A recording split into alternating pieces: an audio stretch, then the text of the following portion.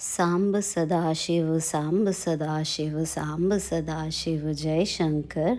हर हर शंकर दुख हर सुख कर अकदम हर हर शंकर।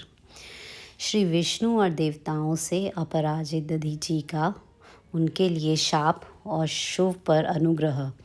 ब्रह्मा जी कहते हैं, नारद, भक्त वत्सल भगवान विष्णु राजा क्षुभ का हित साधन करने के लिए ब्राह्मण का रूप धारण कर दधीची के आश्रम पर गए। वहाँ उन जगत गुरु श्री हरि ने शिव भक्त शिरोमणि ब्रह्मर्षि दधीची को प्रणाम करके क्षुभ के कार्य की सिद्धि के लिए उद्यत हो उनसे यह बात कही।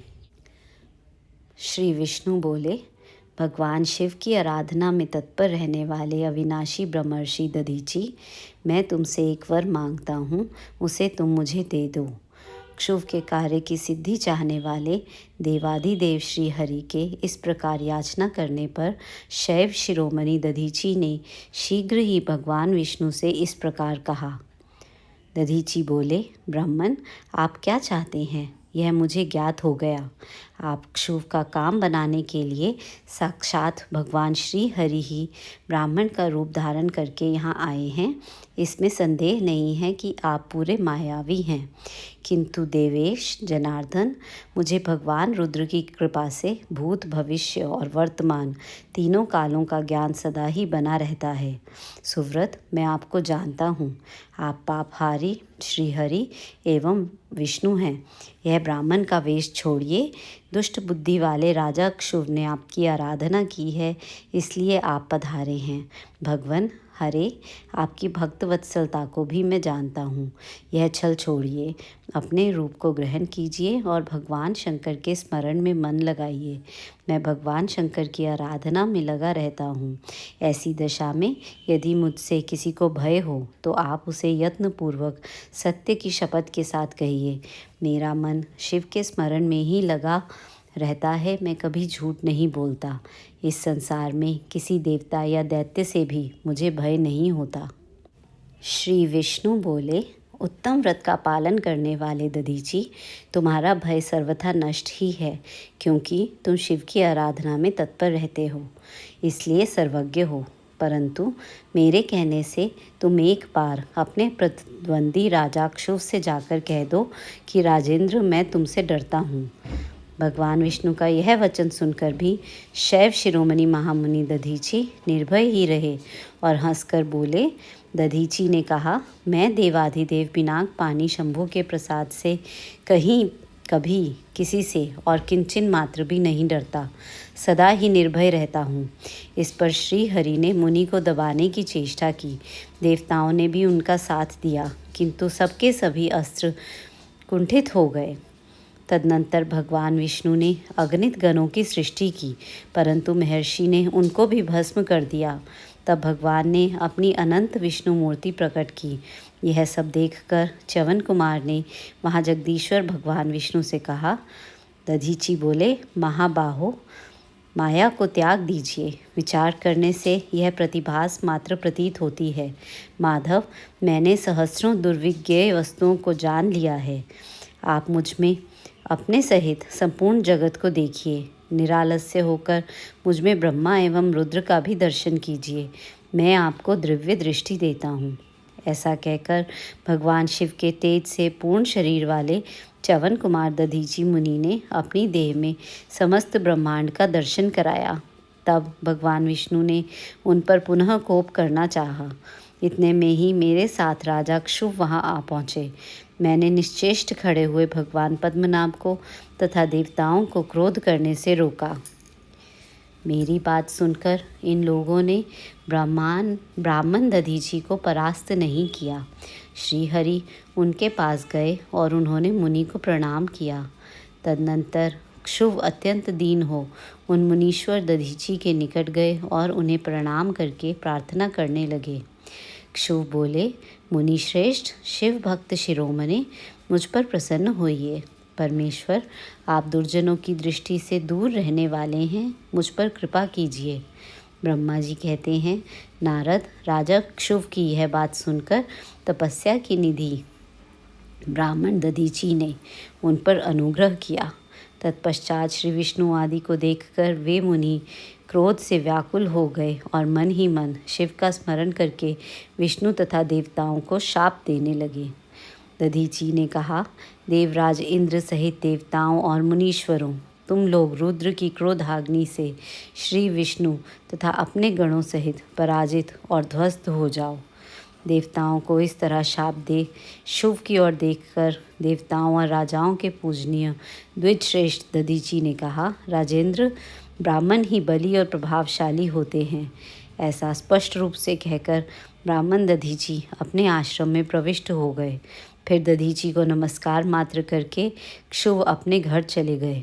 तत्पश्चात भगवान विष्णु देवताओं के साथ जैसे आए थे उसी तरह अपने वैकुंठ लोक को लौट गए। इस प्रकार वह स्थान स्थानेश्वर नामक तीर्थ के रूप में प्रसिद्ध हो गया। स्थानेश्वर की यात्रा करके मनुष्य शिव का सायुज्य प्राप्त कर लेता है। तात, मैंने तुम्हें संक्षेप से क्षुभ और दधीची के विवाद की कथा सुनाई और भगवान शंकर को छोड़कर केवल ब्रह्मा और विष्णु को ही जो शाप प्राप्त हुआ उसका भी वर्णन किया। जो क्षुभ और दधीची के विवाद संबंधी इस प्रसंग का नित्य पाठ करता है वह अपमृत्यु को जीतकर देह त्याग के बाद ब्रह्मलोक में जाता है। जो इसका पाठ करके रणभूमि में प्रवेश करता है उसे कभी मृत्यु का भय नहीं होता तथा वह निश्चय ही विजयी होता है। देवताओं सहित ब्रह्मा का विष्णु लोक में जाकर अपना दुख निवेदन करना, श्री विष्णु का उन्हें शिव से क्षमा मांगने की अनुमति दे उनको साथ ले कैलाश पर जाना तथा भगवान शिव से मिलना। नारद जी ने कहा, विधातः महाप्राज्ञ, आप शिव तत्व का साक्षात्कार कराने वाले हैं।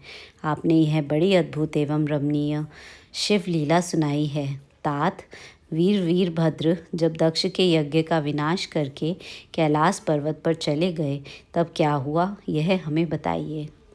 ब्रह्मा जी बोले, नारद, रुद्रदेव के सैनिकों ने जिन जिन के अंग भंग कर दिए थे वे समस्त पराजित देवता और मुनि उस समय मेरे लोक में आए। वहाँ मुझ स्वयंभू को नमस्कार करके सबने बारंबार मेरा स्तवन किया, फिर अपने विशेष क्लेश को पूर्ण रूप से सुनाया। उसे सुनकर मैं पुत्र शोक से पीड़ित हो गया और अत्यंत व्यग्र हो व्यथित चित्त से बड़ी चिंता करने लगा। फिर मैंने भक्ति भाव से भगवान विष्णु का स्मरण किया। इससे मुझे समयोजित ज्ञान प्राप्त हुआ।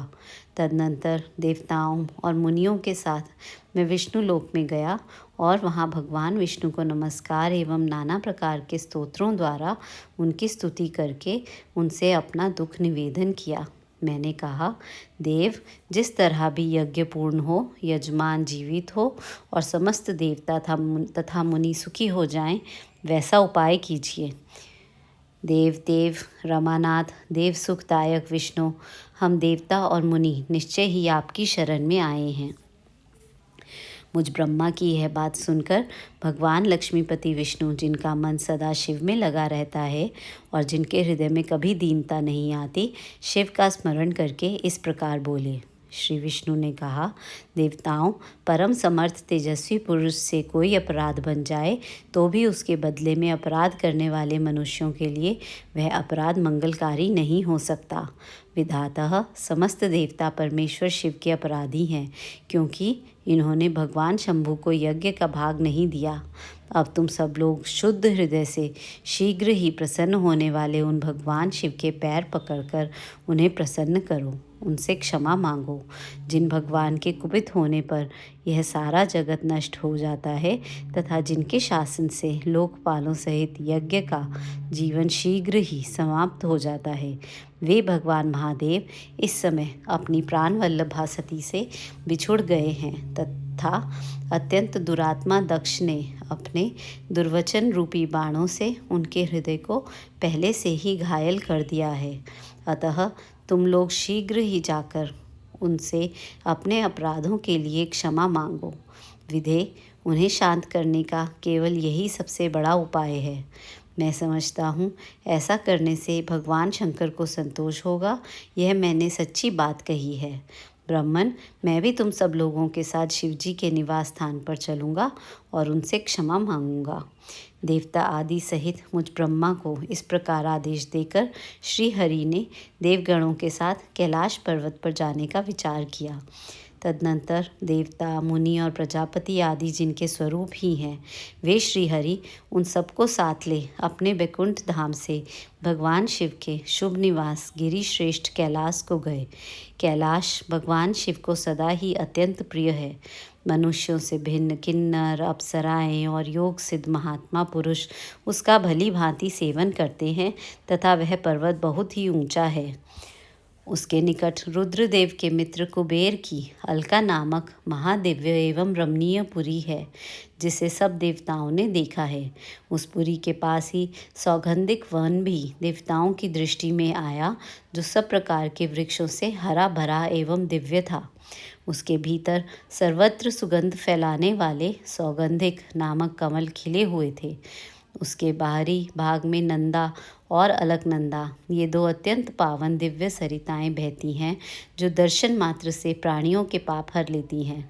यक्षराज कुबेर की अलकापुरी और सौगंधिक वन को पीछे छोड़कर आगे बढ़ते हुए देवताओं ने थोड़ी ही दूर पर शंकर जी के वट वृक्ष को देखा।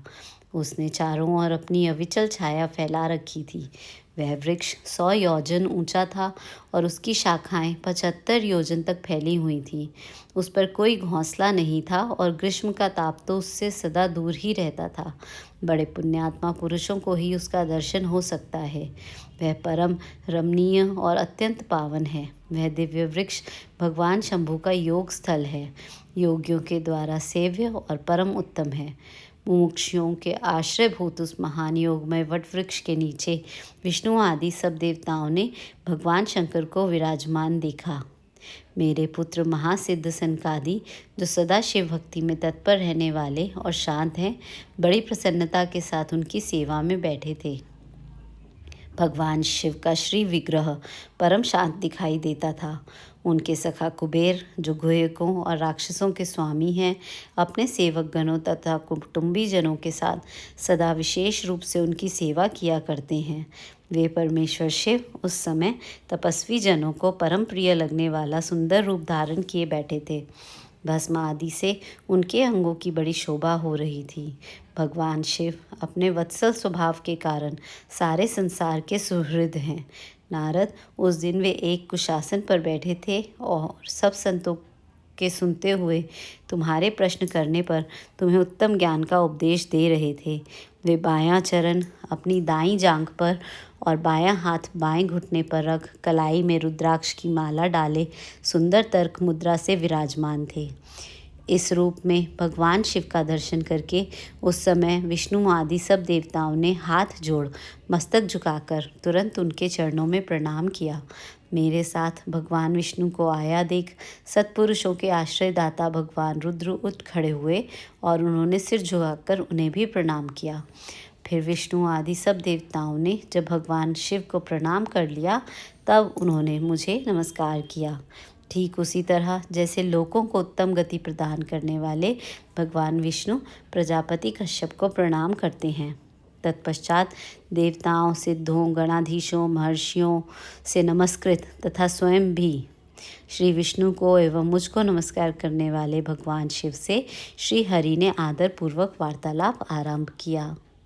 देवताओं द्वारा भगवान शिव की स्तुति, भगवान शिव का देवता आदि के अंगों को के ठीक होने और दक्ष के जीवित होने का वरदान देना, श्री हरि आदि के साथ यज्ञ मंडप में पधारकर शिव का दक्ष को जीवित करना तथा दक्ष और विष्णु आदि के द्वारा उनकी स्तुति। देवताओं ने भगवान शिव जी की अत्यंत विनय के साथ स्तुति करते हुए अंत में कहा, आप पर उत्कृष्ट परमेश्वर, परात्पर तथा पर हैं। आप सर्वव्यापी विश्वमूर्ति महेश्वर को नमस्कार है। आप विष्णु कलत्र, विष्णु क्षेत्र, भानु, भैरव, शरणागत, वत्सल, त्र्यंबक तथा विहरणशील हैं। आप मृत्युंजय हैं। शोक भी आपका ही रूप है। आप त्रिगुण एवं गुणात्मा हैं। चंद्रमा, सूर्य और अग्नि आपके नेत्र हैं। आप सबके कारण तथा धर्म मर्यादा स्वरूप हैं। आपको नमस्कार है। आपने अपने ही तेज से संपूर्ण जगत को व्याप्त कर रखा है।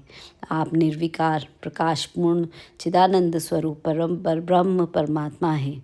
महेश्वर ब्रह्मा, विष्णु, इंद्र और चंद्र आदि समस्त देवता तथा मुनि आपसे ही उत्पन्न हुए हैं।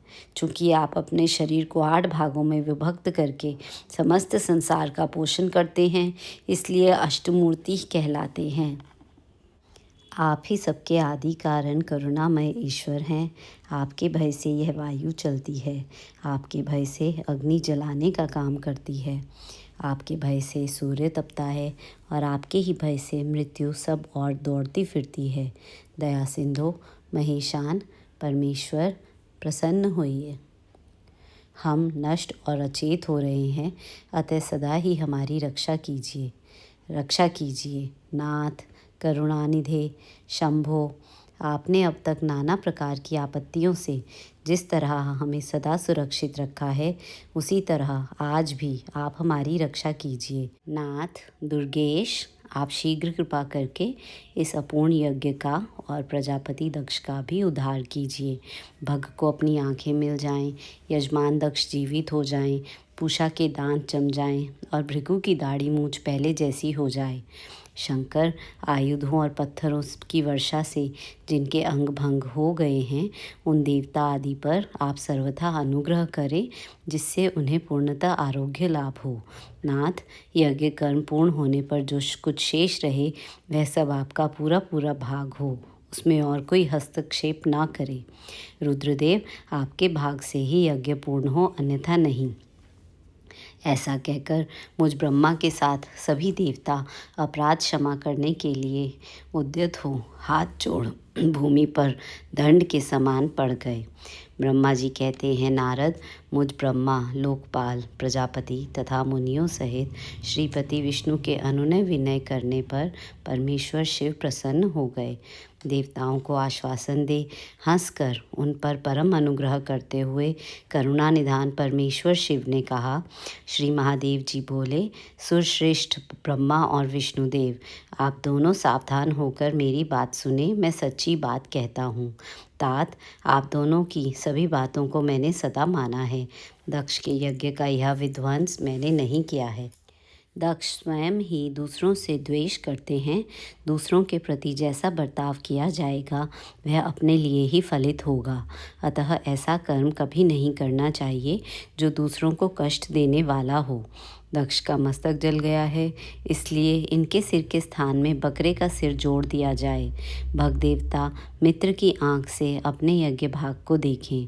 तात, पूषा नामक देवता जिसके दांत टूट गए हैं, यजमान के दांतों से भली भांति पीसे गए यज्ञ अन्न का भक्षण करें।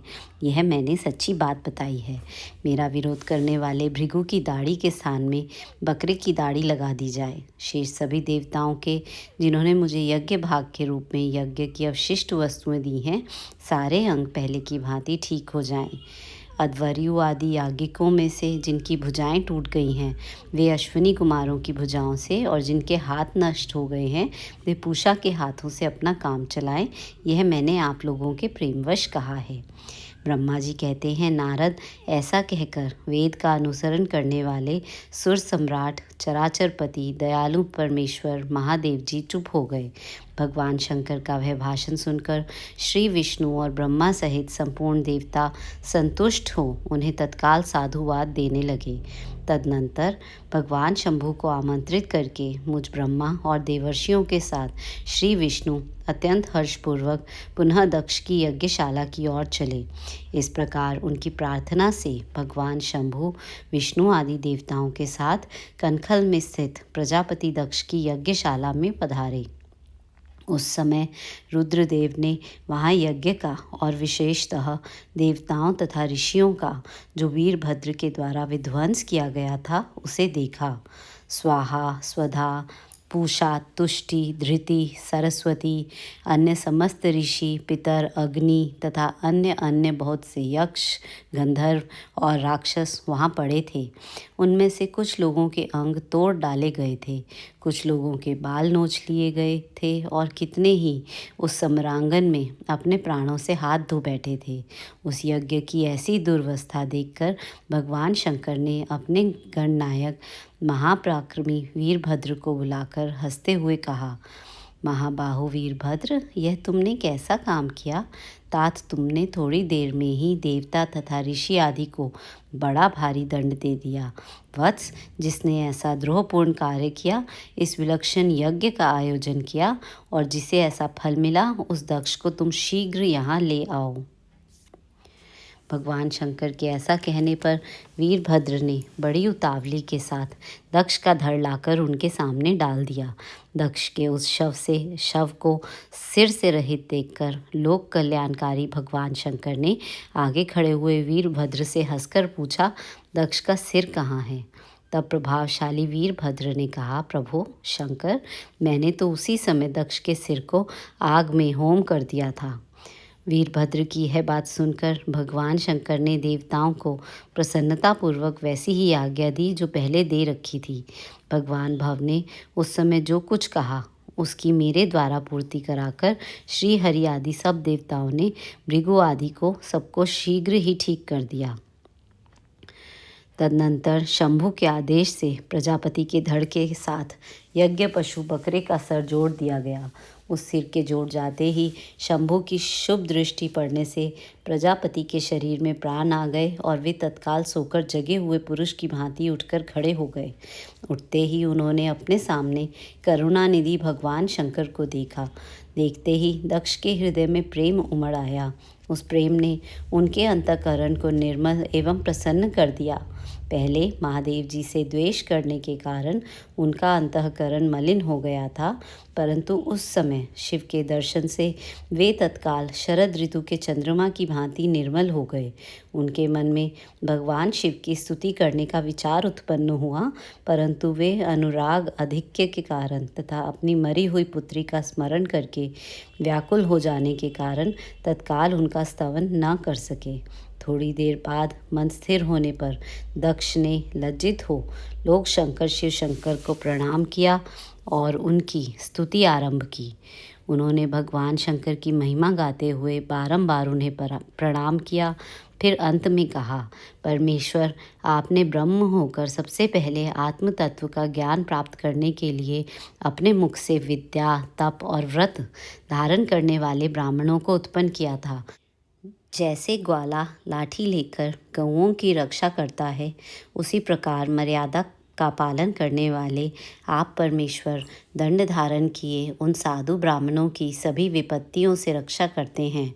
मैंने दुर्वचन रूपी बाणों से आप परमेश्वर को बींध डाला था, फिर भी आप मुझ पर अनुग्रह करने के लिए यहाँ आ गए।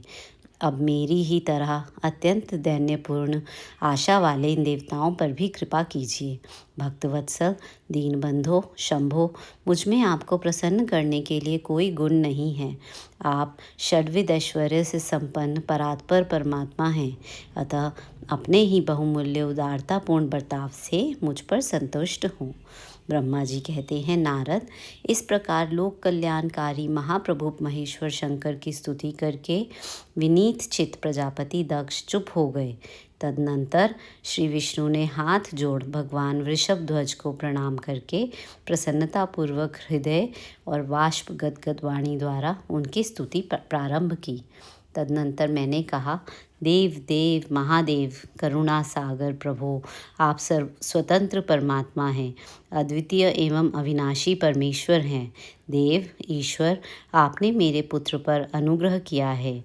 अपने अपमान की और कुछ भी ध्यान न देकर दक्ष के यज्ञ का उद्धार कीजिए। देवेश्वर, आप प्रसन्न होइए और समस्त शापों को दूर कर दीजिए।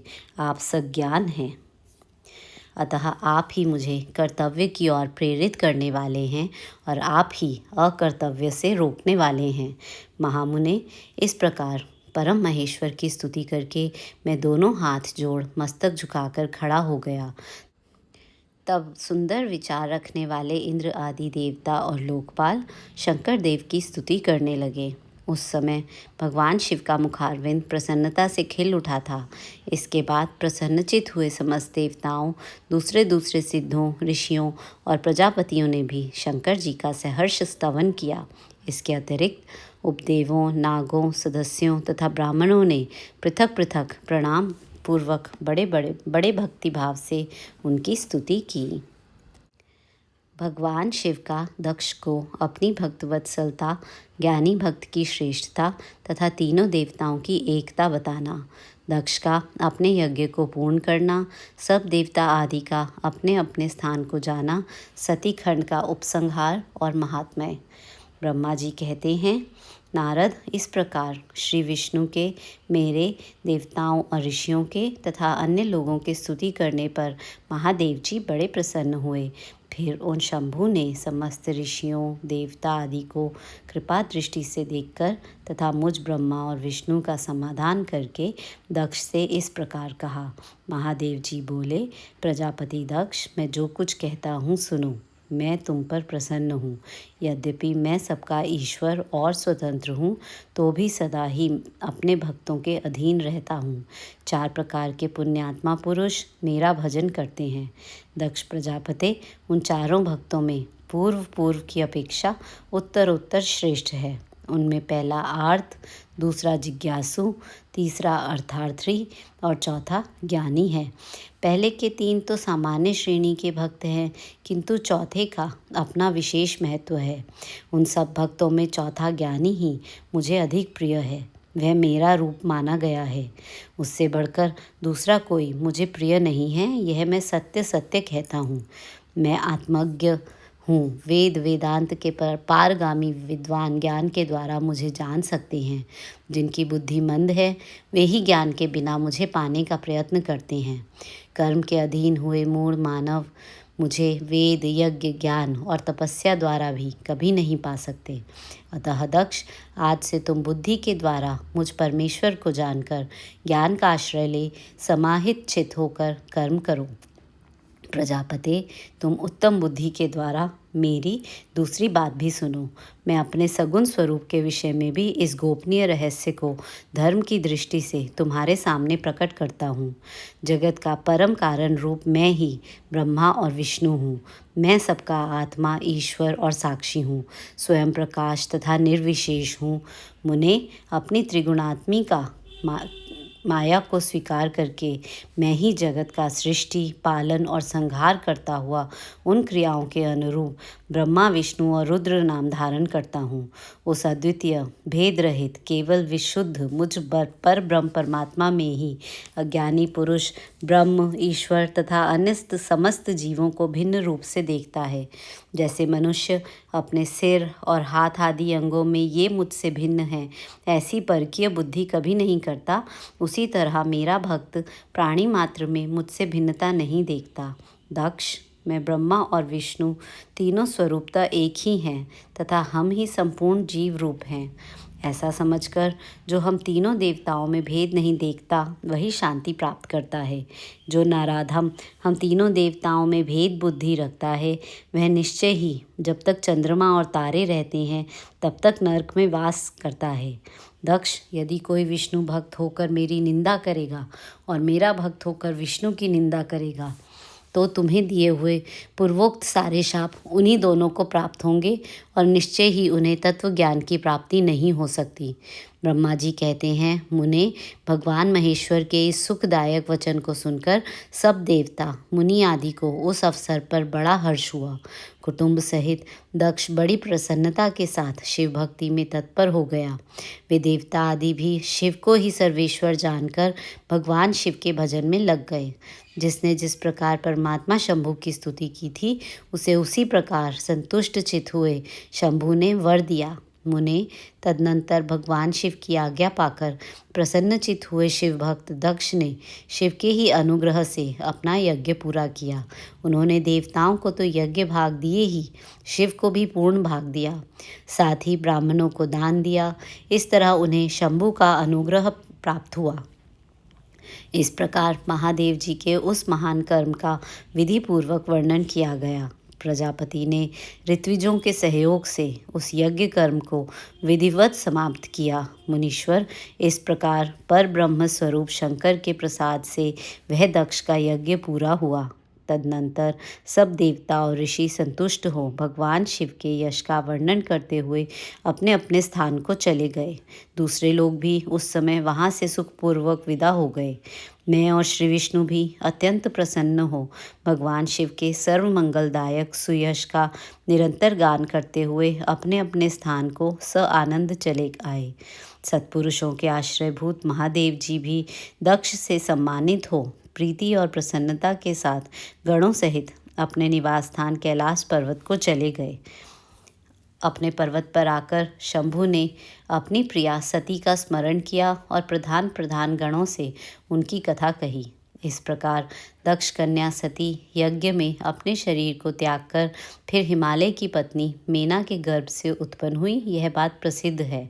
फिर वहाँ तपस्या करके गौरी शिवा ने भगवान शिव का पति रूप में वरण किया। वे उनके वाम अंग में स्थान पाकर अद्भुत लीलाएं करने लगी। नारद, इस तरह मैंने तुमसे सती के परम अद्भुत दिव्य चरित्र का वर्णन किया है, जो भोग और मोक्ष को देने वाला तथा संपूर्ण कामनाओं को पूर्ण करने वाला है।